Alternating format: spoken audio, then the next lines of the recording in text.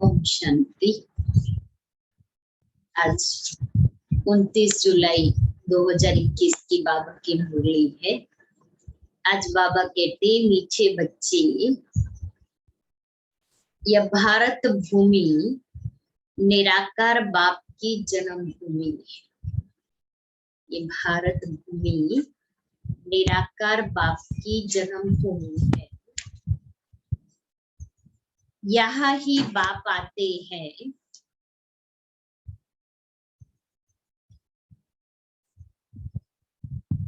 तुम्हें राजयोग सिखलाकर राजाई देने,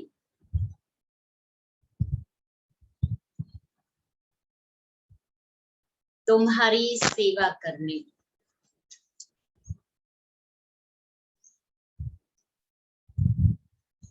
प्रश्न है,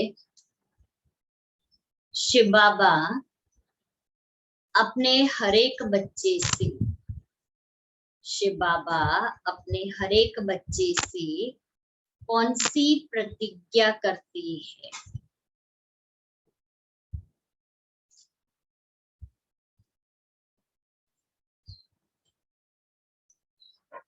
उत्तर है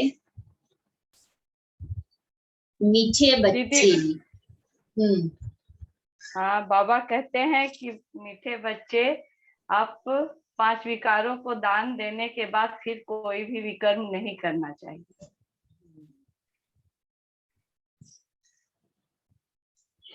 प्रतिज्ञा करो, बाबा हम कोई भी विकर्म नहीं करेंगे। मीठे बच्चे प्रतिज्ञा करो कि बाबा हम कोई भी विकर्म नहीं करेंगे। 5 विकारों का हम दान देते हैं। दान दे करके फिर वापस नहीं लेना है। अंदर में डर रहना चाहिए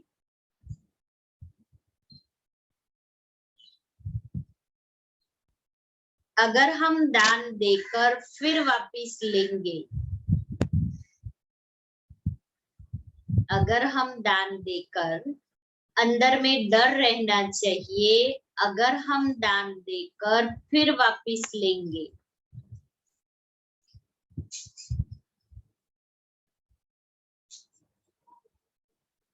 तो बहुत पाप बन जाएगा। दी हुई चीज कभी, दान में दी हुई चीज कभी वापस नहीं ले सकते। जिसकी कड़ी सजा खानी पड़ेगी।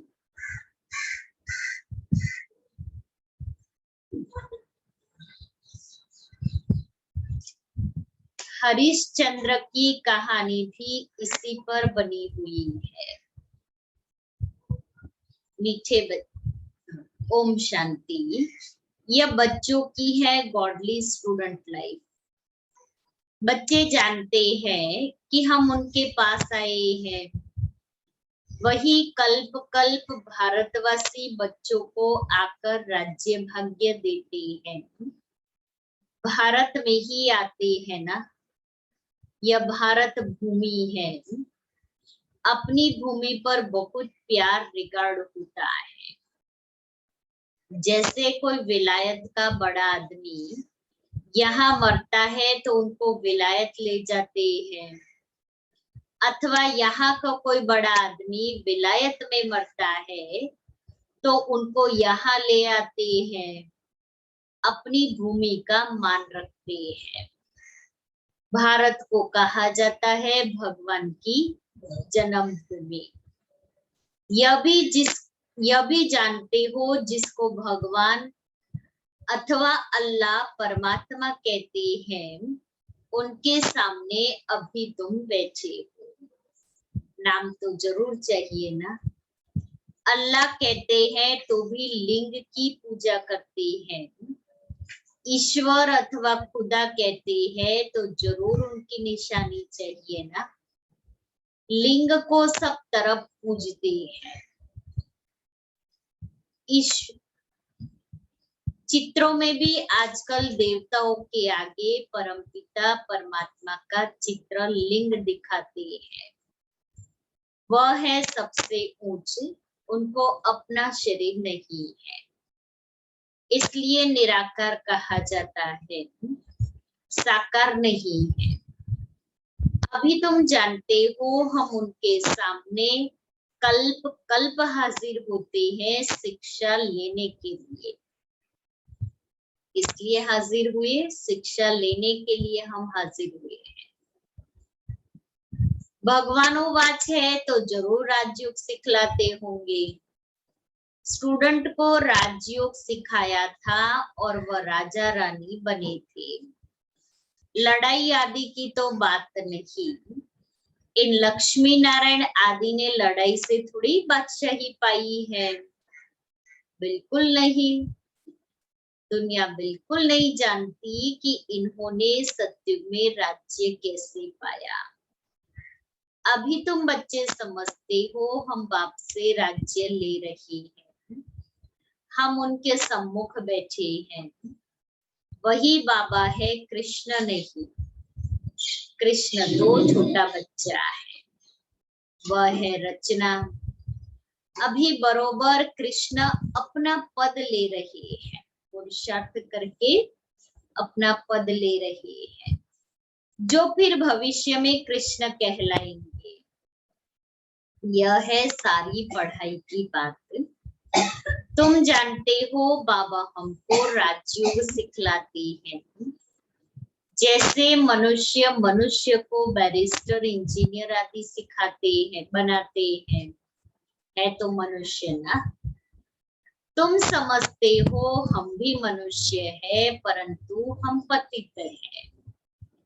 अभी बाप पावन भी बनाते हैं और हमें वर्षा भी देते हैं। पावन दुनिया तो नई दुनिया ही होगी। नई दुनिया में है ही राजाई। अभी तुम बाप के सम्मुख बैठे हो।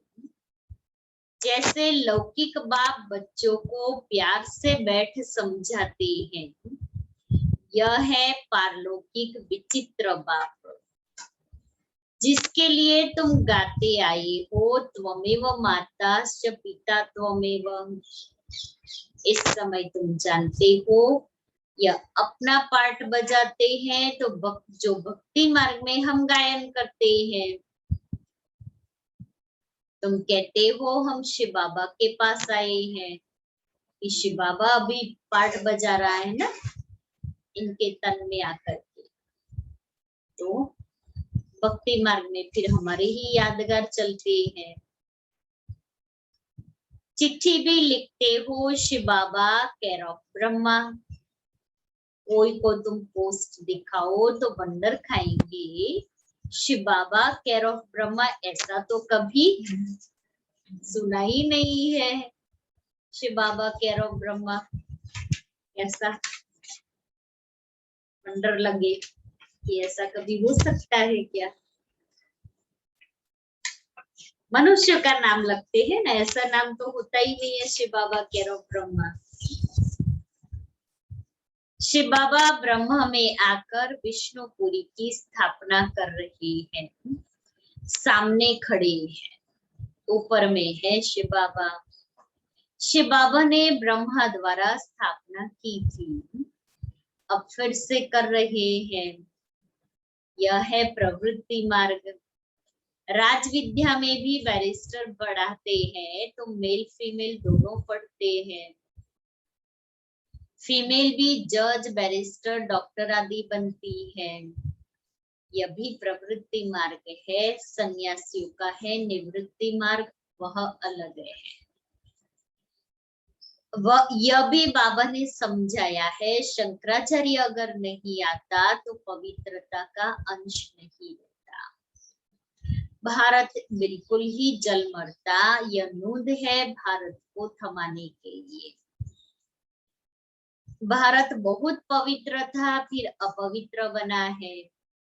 अभी भारत कितना कंगाल है। कहते हैं सोने की लंका समुद्र के नीचे चली गई। अब लंका तो सोने की हो नहीं सकती, ये सब कहानियां बैठ लिखी है, जिससे फायदा कुछ भी नहीं। रावण की सोने की लंका दिखाते हैं और कृष्ण की द्वारिका सोने की दिखाते हैं। तुम बच्चे जानते हो बरोबर बाबा हमको बिल्कुल सहज याद के बल से कितना ऊंचा बनाते हैं। बाप प्रतिज्ञा करते हैं, अगर निरंतर याद करने का पुरुषार्थ करेंगे तो विकर्म विनाश हो जाएगा। बाबा प्रतिज्ञा करते हैं हम बच्चों को कि अगर तुम बच्चे मुझे निरंतर याद करने का पुरुषार्थ करेंगे तो विकर्म विनाश हो जाएंगे। भक्ति मार्ग में भी याद करने का पुरुषार्थ किया ना, क्यों याद करते हैं? कि हमको साक्षात्कार हो। ऐसे नहीं याद करते कि कृष्णपुरी में हमको बादशाही मिल जाए, हम नर से नारायण बन जाए। नहीं, तुमको भी आश नहीं थी कि हम मनुष्य से देवता बने।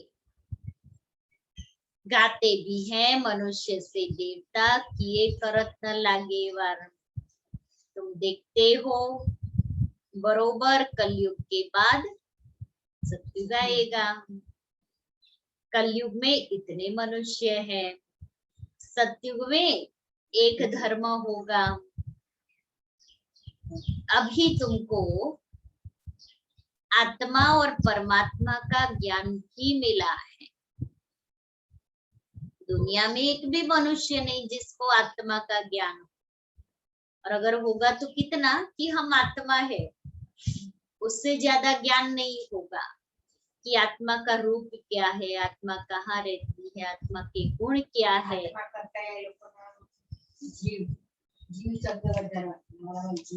क्योंकि वो जीव को ही आत्मा कहते हैं। एक्चुअली जीव माना शरीर है, जीव आत्मा अर्थात शरीर में रहने वाली आत्मा।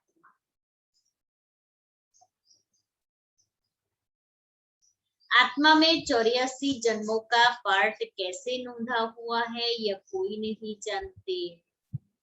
ये अक्षर भी कभी कोई से नहीं सुने हैं कि आत्मा 84 जन्म का पार्ट बजाती है।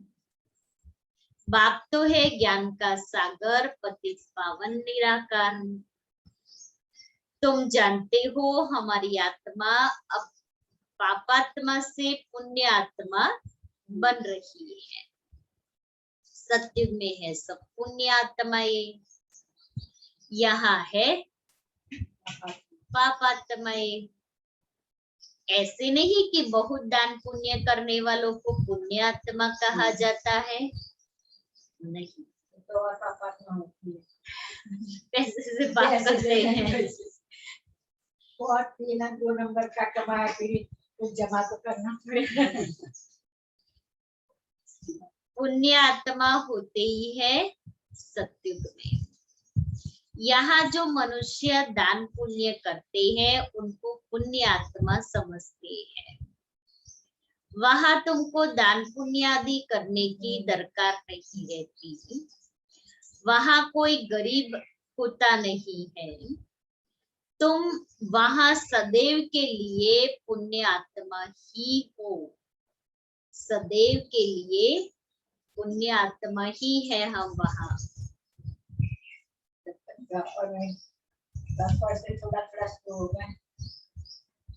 तुम तन मन धन सब बेहद के बाप अर्थ देते हो, जिसको बलिहार जाना कहा जाता है। बाप कहते हैं पहले मैं बलिहार जाता हूँ व तुम बताओ पहले बलिहार कौन जाता है? बाबा बलिहार जाते हैं।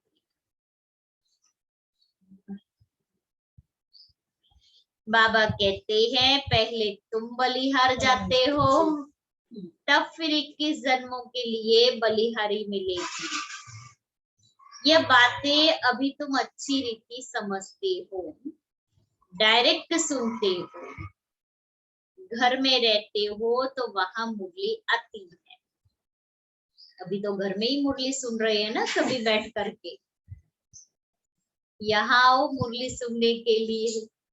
तो जो घर में प्राप्ति होती है उससे पदम गुणा प्राप्ति होगी। दूर से सुनते हो, अभी तो बाप के सम्मुख बैठे हो। बाप कहते हैं बच्चों मैं तुम्हारा बाप भी हूँ। बाबा हमारा बाप भी है, टीचर भी है और सतगुरु भी है। यहाँ अंधश्रद्धा की कोई बात नहीं। बाप भी है, टीचर भी है। बाप का बनने से ये शिक्षा देते हैं तुम्हारी बुद्धि में अब सारा ज्ञान है। 84 का चक्र भी तुमको समझाया गया है। जो 84 जन्म लेने वाले नहीं होंगे वह समझेंगे नहीं। तुम समझते हो बरोबर। हम 84 का चक्र लगाकर अब वापिस जाते हैं। बाप कहते हैं तुम आत्मा अशरीरी आई थी, फिर अशरीरी होकर वापिस जाना है। तुम पवित्र आत्माएं होकर जाती हो।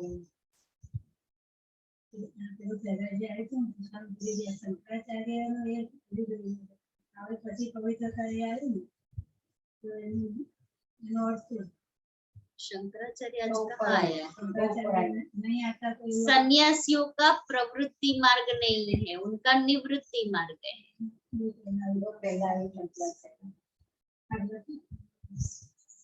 बाद में 84 का चक्र भी तुमको समझाया है। पवित्र बनने के लिए तुम पुरुषार्थ कर रहे हो। योग बल अर्थात याद बल से तुम पवित्र बन जाएंगे। योग अक्षर शास्त्रों का है, राइट अक्षर है याद। स्त्री को पति की अथवा पुरुष को पत्नी की याद रहती है ना। योग का अर्थ ही है याद। बाबा ने कितना सहज करके बताया कि किसी को भी याद करना सहज होता है, लेकिन योग करना मुश्किल है। क्योंकि योग में होता है चलो बैठ जाओ, बुद्धि एकाग्र करो, मेहनत लगती है। लेकिन याद करने में ऑटोमेटिकली बुद्धि एकाग्र हो जाती है, उसमें कोई मेहनत करने की जरूरत नहीं पड़ती।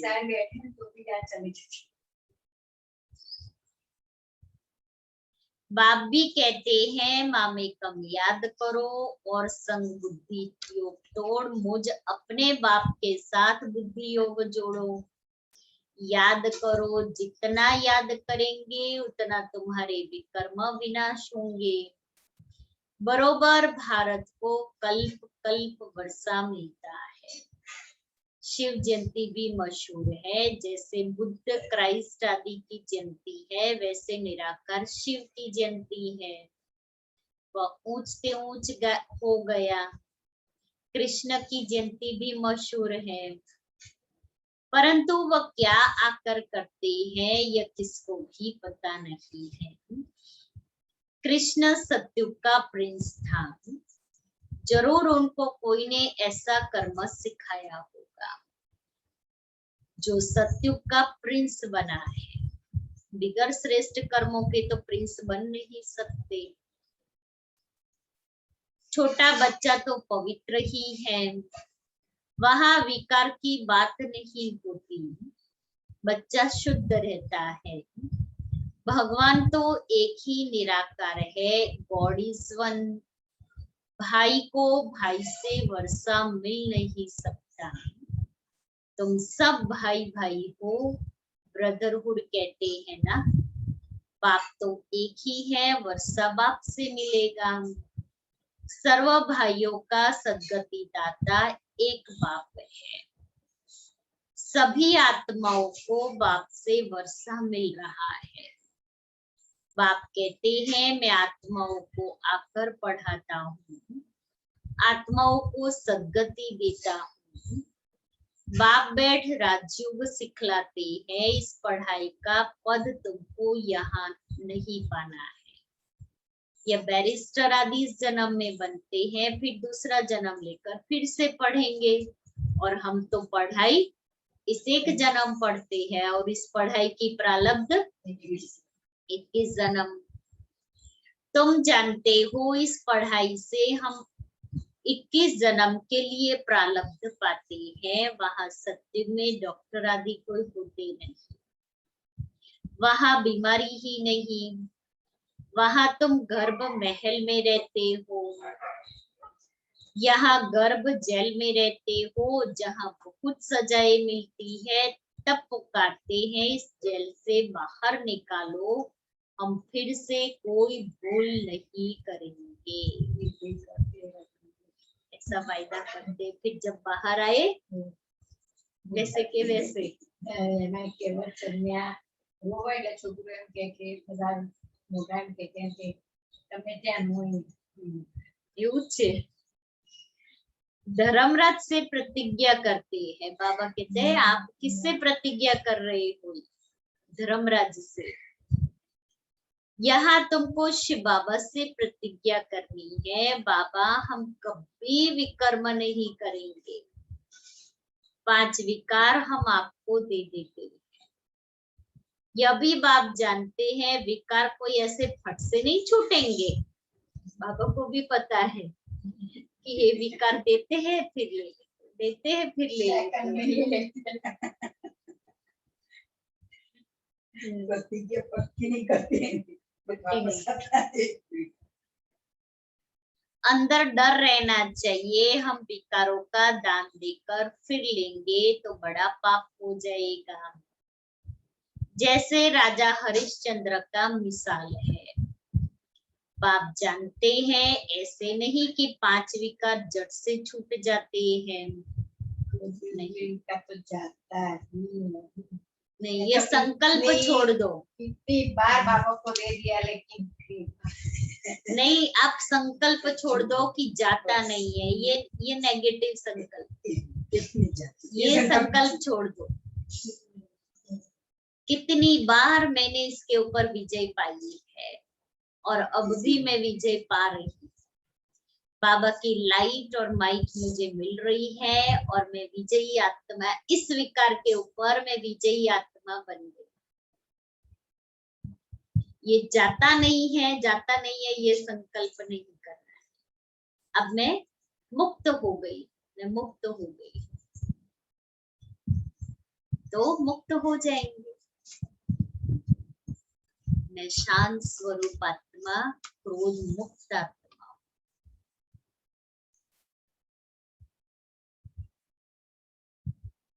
बाबा कहते हैं तुम्हारी कर्मातीत अवस्था होगी तब लड़ाई लगेगी। यह 5 विकार है बड़े दुश्मन, उसमें भी मुख्य एक है देह अभिमान। उसका दान देना कितना मुश्किल है। घड़ी घड़ी बाप कहते हैं अपने को आत्मा समझ, मुझ बाप को याद करो। विक्रमाजीत बनने के लिए घड़ी घड़ी बाप को याद करो, परंतु यह होता नहीं है। बाबा को भी पता है ये होता नहीं है, लेकिन इसका मतलब ये नहीं कि हमें छोड़ देना है, ये भी नहीं करना है, क्योंकि करते करते आखिरी में एक दिन तो ऐसा आएगा जो हम विजय प्राप्त कर लेंगे। देह अभिमानी बनने से फिर काम की चोट लगती है। देह अभिमान सबसे तीखा है, देही अभिमानी बनने में ही मेहनत है। मुख्य देह अभिमान आने से ही पाप हुए हैं। 5 विकार दान में देना पड़े, इसमें समय लगता है। साजन बिगर सजनिया तो जा न सके। पहले साजन को जाना है, फिर सजनिया। साजन को आकर सब आत्माओं को ले जाना है। जब तक कर्मातीत अवस्था हो तब तक पुरुषार्थ करना है। देह अभिमान आने से ही फिर भूले होती हैं। कहते हैं बाबा देह अभिमान में आकर विकार में गिरे, तूफान तो बहुत आएंगे। विकार का संकल्प आए परंतु कर्म इंद्रियों से कभी कोई पाप नहीं करना है। माया को जीतने के लिए कितनी मेहनत करनी पड़ती है। बाप कहते हैं अगर शादी की हुई है तो, अब ये चैलेंज, अगर शादी की हुई है तो पवित्र रहकर दिखाओ तो सन्यासी भी देखेंगे कि ये घर गृहस्थ में रहते पवित्र रहती है। तुम पर तो सब, तुमको आमदनी देखो कितनी भारी है। पवित्र रह दिखाया तो बहुत उच्च पद पाएंगे। पवित्र रह दिखाया तो बहुत उच्च पद पाएंगे। तुम पर तो सब कुर्बान जाएंगे। बाबा भी महिमा करते हैं इसकी, जो घर गृहस्थ में रह करके पवित्र रह करके दिखाते हैं। बाबा ऐसे बच्चों की महिमा करते हैं। बल पवित्र भी रहे परंतु फिर योग भी चाहिए, नहीं तो धारणा रहेगी नहीं। आत्मा में बल आता जाएगा तो धारणा होती जाएगी। योग के बिगैर आत्मा में बल अर्थात शक्ति आ नहीं सकती। इसलिए योग का बल भी चाहिए जो आत्मा को धारणा मूर्त बना करके आगे बढ़ाता जाए। योग में ही घड़ी घड़ी विघ्न पड़ते हैं, देह अभिमान आ जाता है। पवित्र रहते हैं सो तो ठीक, पवित्रता से ही पवित्र दुनिया में वर्षा पाएंगे। परंतु फिर माया भी जोर रखेगी। माया बहुत वार करती है। बाप समझाते हैं यह सब होगा। बहादुरी दिखलाते हैं परंतु साथ साथ निरंतर याद भी रहे तो विकर्म विनाश हो। रुस्तम जो बनते हैं उनको माया भी बहुत सताती है। याद में मुश्किल रह सकते हैं। जो रह सकते हैं उनसे अनुभव पूछना चाहिए। क्या समझते हैं, कैसे रहते हैं। याद में रहने से विकर्म विनाश होंगे। यह बात ही बिल्कुल न्यारी नई है। यहाँ बैठे हो तो नशा चढ़ा हुआ है। यह भी समझते हैं भगवान एक ही निराकार है, न कि कृष्ण। वास्तव में कृष्ण के लिए शास्त्रों में बातें लिख दी है। उखरी से बांधा, यह किया, यह वह कोई बातें है नहीं। तो बड़ी बहुत अच्छी रसीली बातें बताई है कृष्ण की लीला में। माखन चुरा करके खाया। अभी फर्स्ट प्रिंस सत्युग का, उसको क्या जरूरत है जो चोरी करके खाना खाएगा। लेकिन भक्ति मार्ग में तो सबको अच्छी लगी ना सुन। रसीली कन रस मिलता है ना, कहानी में ट्विस्ट होना चाहिए। यह भी उनकी ग्लानि करते हैं, इंसल्ट करते हैं कृष्ण का। कृष्ण में तो कोई भी अवगुण नहीं था। चंचलता करना यह भी एक अवगुण है ना। कृष्ण तो बिल्कुल ही मर्यादा पुरुषोत्तम है। राम ने मर्यादा पुरुषोत्तम शास्त्र में। राम भी है और कृष्ण भी है। चंचलता करे तो देवता कभी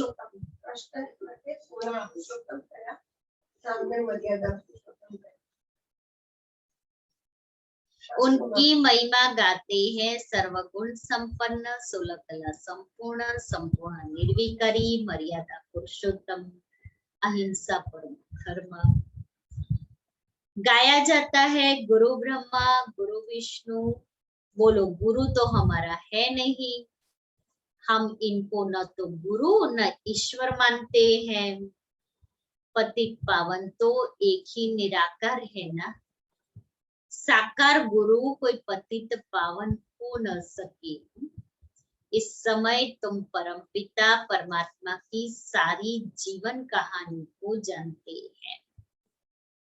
5000 वर्ष में शिव बाबा का क्या क्या पार्ट है यह तुम जानते हो बाप द्वारा। नॉलेजफुल तो बाप है ना। सुख शांति आनंद का सागर यह महिमा उनकी है। किसकी? बाप की। बाप के पास खजाना है तो जरूर बच्चों को भी तो देते होंगे ना। अच्छा, मीठे मीठे सिक्के दे बच्चों प्रति माता पिता बाप दादा का याद प्यार और गुड मॉर्निंग। रूहानी बाप की रूहानी बच्चों को नमस्ते। हम रूहानी बच्चों की रूहानी बाप दादा को याद प्यार गुड मॉर्निंग और नमस्ते।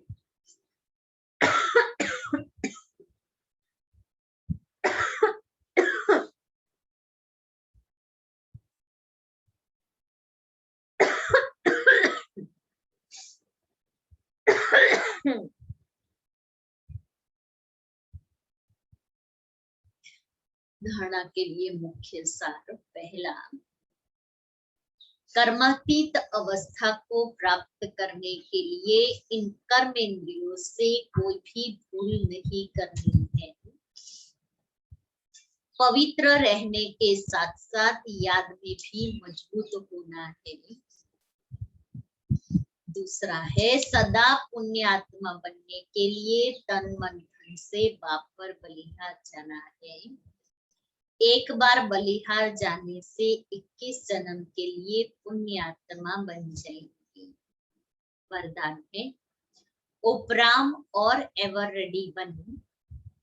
बुद्धि द्वारा अशरीरीपन का अभ्यास करने वाले, सर्व कलाओं में संपन्न भव। जैसे सर्कस में कला दिखाने वाले कलाबाज का हर कर्म कला बन जाता है। शरीर के कोई भी अंग को जैसे चाहे जहां चाहे जितना समय चाहे मोल्ड कर सकते हैं। यही कला है। आप बच्चे बुद्धि को जब चाहे जितना समय चाहे जहां स्थित करना चाहे वहां स्थित कर लो। यही सबसे बड़ी कला है। इस एक कला से 16 कला संपन्न बन जाएंगे। एक कला से।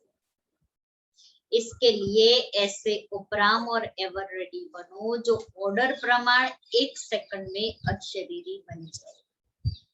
युद्ध में समय न जाए। स्लोगन है, सरलता और सहनशीलता के गुण को धारण करने वाले ही सच्चे स्नेही और सहयोगी है। सरलता और सहनशीलता के गुण को धारण करने वाले ही सच्चे स्नेही व सहयोगी है। आज का हमारा स्वमान है, मैं त्रिनेत्री हूँ। मैं त्रिनेत्री।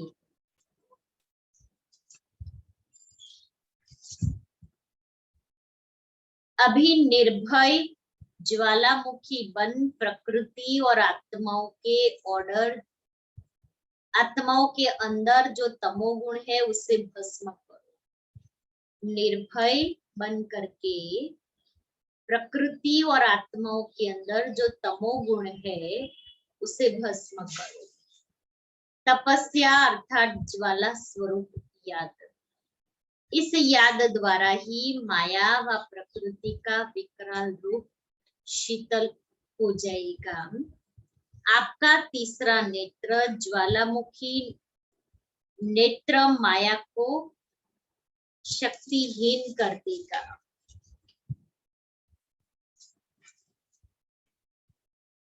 और नदी बाप दादा का ऑनलाइन अव्यक्त मिलन की बाप दादा की डेट्स आ गई है, जिसमें अक्टूबर से लेकर के मार्च तक का बाबा मिलन का 12 ग्रुप में प्रोग्राम्स बनाए हुए हैं, जिसमें 10 अक्टूबर बाप दादा यूपी जोन का टर्न, 23 अक्टूबर बाप दादा भोपाल जोन का टर्न, 15 नवंबर बाप दादा इंदौर आरती बहन का टर्न, 30 नवंबर बाप दादा इंदौर कमला दीदी, 15 दिसंबर राजस्थान, 31 दिसंबर गुजरात, 18 जनवरी महाराष्ट्र, आंध्र प्रदेश और बॉम्बे, 31 जनवरी दिल्ली, आगरा, 15 फरवरी ईस्टर्न नेपाल काठमांडू, 28 फरवरी पंजाब, 13 मार्च तमिलनाडु बनारस पश्चिम नेपाल, 28 मार्च कर्नाटक। तो ये जो डेट सुनाई वो बाप दादा वाली डेट। और दादी गुलजार के निमित्त दिल्ली ओआरसी में एक प्रोग्राम रखा था ब्राह्मण भाई बहनों के लिए, और उसमें फिर दादी गुलजार जी को भोग स्वीकार कराया था। तो उसका संदेश है 16 जुलाई 2021 का। अव्यक्त मुहूर्त आदरणीय दादी गुलजार जी के प्रति प्यारे बाबा का भोग का मधुर संदेश आदरणीय गीता दीदी जी के द्वारा। आज जब मैं बाबा के पास वतन में पहुंची तो पहले से ही बहुत से भाई बहने वहां पहुंचे हुए थे। बाबा मेरे सामने आए, मैंने बाबा को बोला कि बाबा आज ये सभी भाई बहने दादी जी से मिलने आए हैं, क्योंकि दिल्ली और दिल्ली के आसपास वालों को सब भाई बहनों को बुलाया था। ब्रह्मा भोजन के साथ 2 दिन का प्रोग्राम था, 1 दिन का प्रोग्राम था, फिर आगे पीछे तो कुछ ना कुछ और प्रोग्राम्स रखते ही हैं दादी जी के निमित्त। सभी ने बहुत बहुत याद प्यार दी है। बाबा ने आप सभी को वतन में इमर्ज किया। बहुत सारे भाई बहने थे, कोई गुलदस्ता लाया था, कोई हार लाया था, कोई गिफ्ट लाया था, वो सब दादी जी को दे रहे थे। तभी दादी जी भी सामने आ गई। मैंने दादी जी से मुलाकात की दृष्टि में, क्योंकि दादी गुलजार जी शुरू से दिल्ली जोन के जोनल हेड रहे हुए थे। तो उनके दिल्ली जोन वाले के तो जोनल हेड हो गए ना। बहुत प्यार भरी दृष्टि दादी जी ने भी दी, बाबा ने भी दी। फिर मैंने बाबा को कहा कि बाबा आज सभी दिल्ली निवासी भाई बहनों ने विशेष भोग भेजा है, बाबा आप भी स्वीकार करिए और दादी जी को भी स्वीकार कराइए। बाबा ने कहा कि सभी दिल्ली वाले दादी को तो याद करते हैं, लेकिन क्या याद करते हैं? मैंने कहा बाबा दादी जी की विशेषताएं, गुण, पालना, दृष्टि और बोल ये सब याद करते हैं। बाबा ने दादी जी के बारे में सुनाया कि दादी जितनी न्यारी थी उतनी ही प्यारी थी। दादी ने विशेष अपने जीवन में यही लक्ष्य रखा था कि मुझे बाप समान बनना है। अंडरलाइन। दादी ने सदा एक बाप को ही फॉलो किया, किसी अन्य भाई बहन को नहीं। बाबा को फॉलो करते हुए, तपस्या करते हुए, अपने पुरुषार्थ में तीव्रता लाते हुए दादी ने अपनी स्थिति को बनाया। बाबा ने कहा कि तुम दादी को याद तो करते हो, लेकिन ये याद नहीं करते कि जैसे दादी ने अपने जीवन को बनाया और उनके जीवन में जो विशेषताएं थी वो हम सबको धारण करनी है। सिर्फ याद नहीं करना है, लेकिन वो विशेषताओं को भी मुझे धारण करना है। बाबा ने कहा कि आज तो फूलों का हार ले आए, लेकिन सभी बच्चों को कौन सा हार लाना चाहिए? कौन सा हार पहनाना चाहिए? बाबा ने कहा कि एक तो दादी के गुणों का हार बनाओ, दूसरा दादी की विशेषताओं का हार बनाओ। याद करो क्या क्या विशेषताएं व गुण थे, उनकी माला बनाकर फिर दादी को पहनाओ, वही यादगार बनेगी। दादी जितना ही प्रेम स्वरूप थी उतना ही लौ का भी बैलेंस था। बाबा के जो भी नियम और मर्यादाएं रखी उन सबको दादी ने अपने जीवन में धारण किया। बाबा ने कहा कि बल दादी से प्यार रखो, लेकिन दादी के जो गुण विशेषताएं पालना और सेवा रही उन सब बातों को याद करो। बाबा ने कहा कि बच्चे कहते हैं बाबा को कैसे फॉलो करें, इतना ऊंचा कैसे बने। तो बाबा ने कहा कि दादी भी तो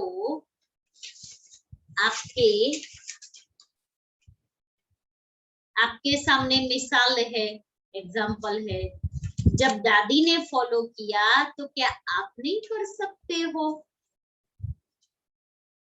दादी ने फॉलो किया तो क्या हम नहीं कर सकते?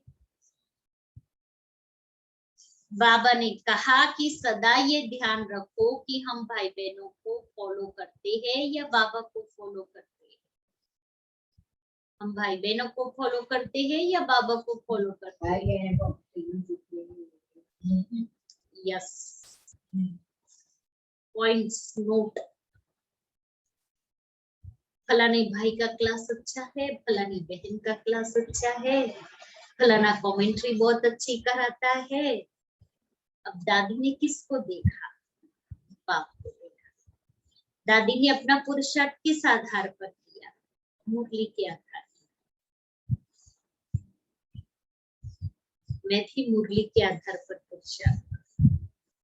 मुरली मेरे जीवन का आधार। बाबा ने कहा अगर तुम्हारी नजर भाई बहनों पर जाती है तो उनके गुण और अवगुण दोनों दिखाई देंगे, लेकिन बाबा तो गुणों का सागर है, ज्ञान का सागर है, प्यार का सागर है, इसलिए तुमको भी ऐसा मास्टर सागर बनना है। बाबा ने कहा कि एक भी गुण की कमी नहीं होनी चाहिए, क्योंकि तुम्हें सर्वगुण संपन्न बनना है। ये गायन तुम बच्चों का ही है, बाबा तो गुणों का सागर है। हम सभी दादी को देख रहे थे, दादी दृष्टि दे रही थी। बाबा ने दादी की 3 विशेषताएं सुनाई। एक तो दादी की दृष्टि लेते हैं, दूसरा दादी का बोल सुनते हैं, और तीसरी जो दादी की मनसा है वो कितनी शुद्ध और शांत है। शांति की देवी भी उसको कह सकते हैं, इतनी दादी शांत थी। बाबा ने कहा कि ऐसी शांति की शक्ति अपने में लाओ, क्योंकि आज की सारी दुनिया में अशांति ही अशांति है। उस अशांति को खत्म करने की जिम्मेवारी तुम बच्चों के ऊपर है। तुम जितनी शांत स्वरूप आत्माएं बनेगी उतना ही अनेक आत्माओं को शांति का अनुभव करा सकेंगे, साथ ही उनकी वृत्तियों और मनसा को भी शांत कर सकेंगे। बाबा ने कहा कि तभी बाप की प्रत्यक्षता होगी। प्रत्यक्षता वर्ष मनाएंगे, प्रत्यक्षता करनी है। कहा कि प्रत्यक्षता वर्ष मनाएंगे, प्रत्यक्षता करनी है।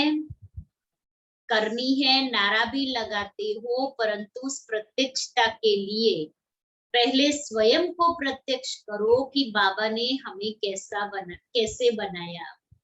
जैसे आज दादियां हमारे सामने है तो सोचते हैं वो कैसे बनी, तो ऐसे ही बनकर तुम बाबा को भी प्रत्यक्ष करोगे और दादियों को भी प्रत्यक्ष करोगे।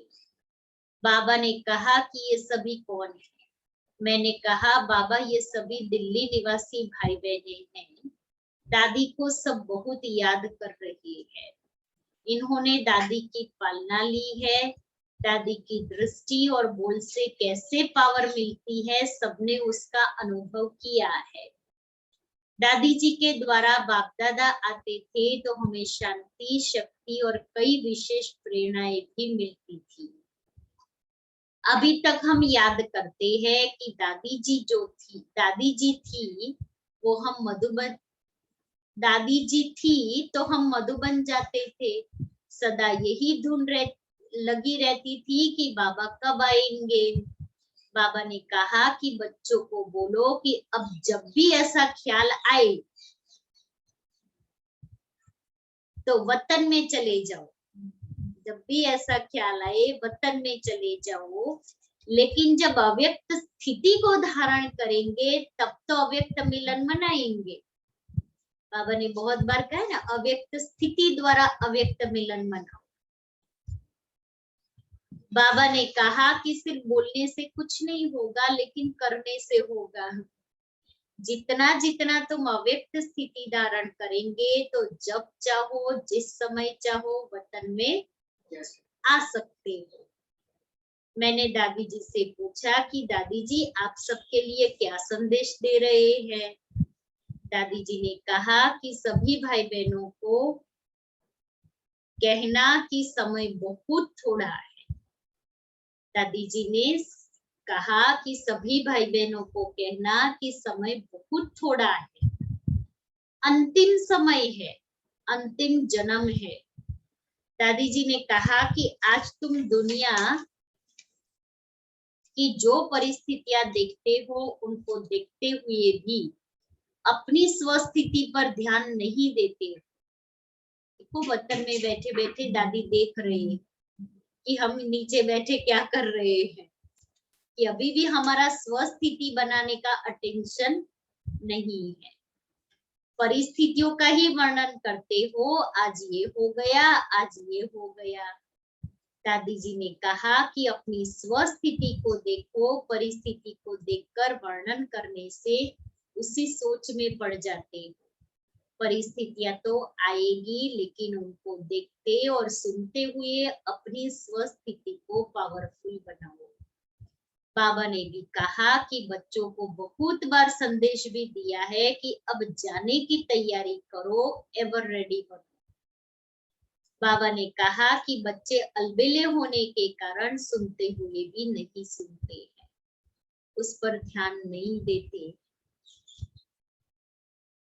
इसलिए अभी बच्चों को कहो कि आलस्य, अलबेलेपन का टाइम गया।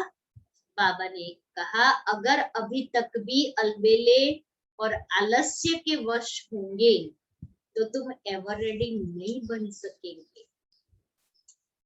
इस तरह बाबा ने और दादी जी ने आप सबके लिए बहुत बहुत याद प्यार देकर मुझे छुट्टी दी। सुना कितना बड़ा संदेश और कितनी सारी बातें बाबा ने कही। अंतिम समय है, अंतिम जन्म है, परिस्थितियों का वर्णन नहीं करो, लेकिन स्वस्थिति पर अटेंशन दो, आलस्य और अलबेलेपन को छोड़ दो, दादी की जो विशेषताएं है उसको धारण।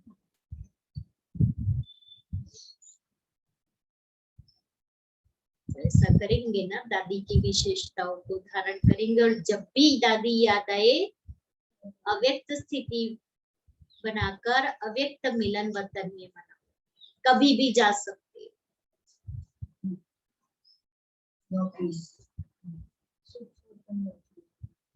ओम शांति।